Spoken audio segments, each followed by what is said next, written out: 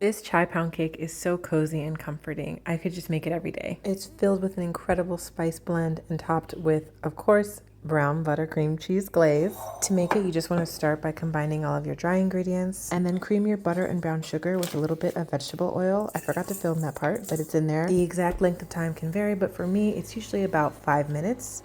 And then of course we'll add our eggs in one at a time and we'll mix in between each egg. And we can't forget our vanilla extract. Vanilla is such an important flavor in this cake.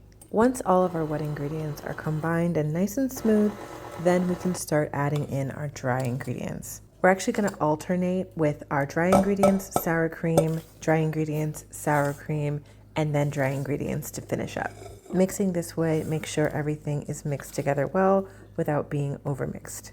And that's it. Just get your batter into your prepared bundt pan, give it a few taps to get rid of those bubbles, and then bake it. Once your cake is nice and cooled, you can add that incredible brown butter cream cheese glaze. This is the same glaze I use for my carrot pound cake, and it's just my favorite thing in the world. And there you have it. This cake is going to be in heavy rotation all fall and holidays and everything. I love it so much. It's the perfect dessert for Thanksgiving or for Christmas, or if you just want something sweet to go with your tea or your hot cocoa. Either way, you can't go wrong with this cake. Let me know what you guys think. You can get the full recipe at ShanaeToday.com.